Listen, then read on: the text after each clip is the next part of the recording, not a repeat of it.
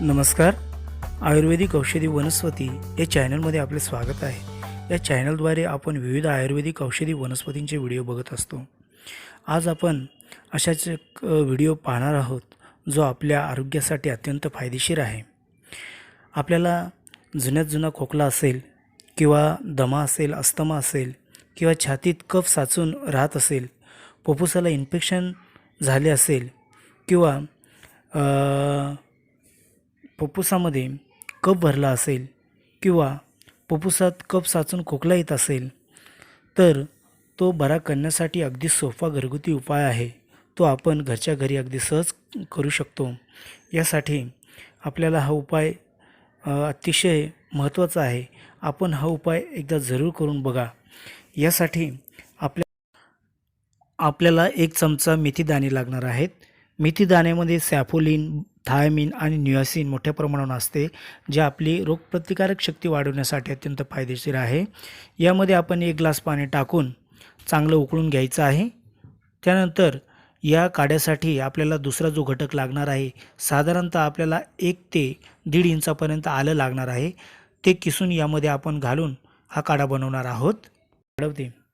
आपल्या छातीतील कफ बाहेर काढण्यासाठी अतिशय फायदेशीर आहे. आलं हे देखील अत्यंत फायदेशीर अशी औषधी आहे, जी पूर्वीपासून आपण वापरत आहोत. सर्दी, खोकला, कफ यावर आलं हे अत्यंत फायदेशीर आहे. फार पूर्वीपासून आपण त्याचा वापर करत आलेलो आहोत. आपण या ठिकाणी 1 इंच आलं घेऊन ते किसून यामध्ये मिक्स करायचं आहे आणि हे दोन्ही घटक आपण चांगल्या पद्धतीने उकळून घ्यायचा आहे.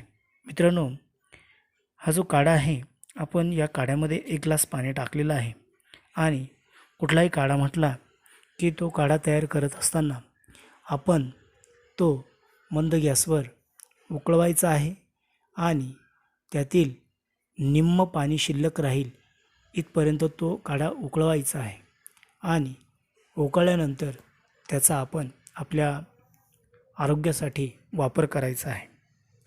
या पद्धतीने जर आपण हा उपाय केला तर आपलं जे काही फुफ्फुस आहे ते एकदम स्ट्रॉंग होईल.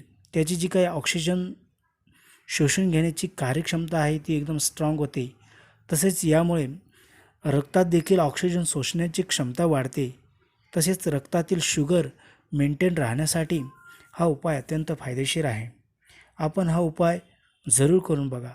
या चॅनलवर जर आपण नवीन असाल तर या चॅनलला लाईक, सबस्क्राईब आणि शेअर करा. बेल आयकॉनवर क्लिक करा, जेणेकरून आपल्याला या चॅनलवर येणारे विविध व्हिडिओज बघता येतील.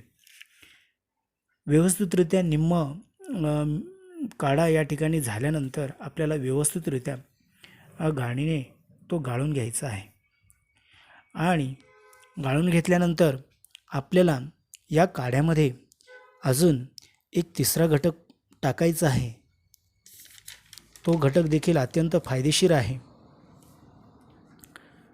यासाठी आपल्याला या काढ्यामध्ये जो तिसरा घटक टाकायचा आहे तो म्हणजे लिंबू. लिंबामध्ये विटॅमिन सी मोठ्या प्रमाणात असते, जे प्रत्येक व्यक्तीची इम्युनिटी पॉवर किंवा प्रतिकारशक्ती वाढवण्यास फायदेशीर आहे.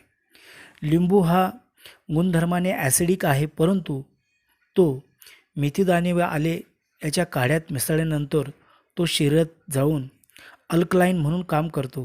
लिंबामध्ये ऑक्सिजन ॲब्सॉर्ब करण्याचे अत्यंत मोठ्या प्रमाणात क्षमता असल्यामुळे याला टॉप ऑक्सिजन रिच फूड असं देखील म्हणतात. हे शरीरात मोठ्या प्रमाणात ऑक्सिजन शोषून घेण्यास मदत करते व शरीरातील ऑक्सिजन लेवल वाढवते. हायपॉक्सिनिया किंवा कमी ऑक्सिजनपासून ते बचाव करते. म्हणून आपण या काढामध्ये अर्ध्या लिंबाचा रस टाकून हा काढा आपण घ्यायचा आहे. या ठिकाणी काढा बनवल्यानंतर ज्यावेळेस तो थंड होईल त्यावेळेसच आपल्याला या लिंबाचा रस त्यामध्ये अर्ध्या लिंबाचा रस टाकायचा आहे आणि चांगलं ढवळून हा जो काढा आहे हा आपल्याला दिवसातून 2 वेळा घ्यायचा आहे. सकाळी आपण उठल्यानंतर उपाशीपोटी अर्धा कप मोठ्या व्यक्तींनी हा काढा घ्यायचा आहे. हाच तयार काढा संध्याकाळी जेवणाच्या अगोदर अर्धा तास आपण घ्यायचा आहे. अशा पद्धतीने सकाळ आणि संध्याकाळ असा दिवसातून आपण हा काढा जर 3 दिवस घेतला तर आपल्या छातीमध्ये जो काही साचलेला कफ आहे तो पूर्णपणे निघून जाईल. आपलं फुफ्फुस एकदम स्वच्छ होईल.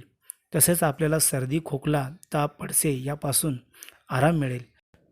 आजचा व्हिडिओ आपणास कसा वाटला ते मला कमेंट्स करा आणि या चॅनलला लाईक करा, सबस्क्राईब करा आणि शेअर करा. धन्यवाद.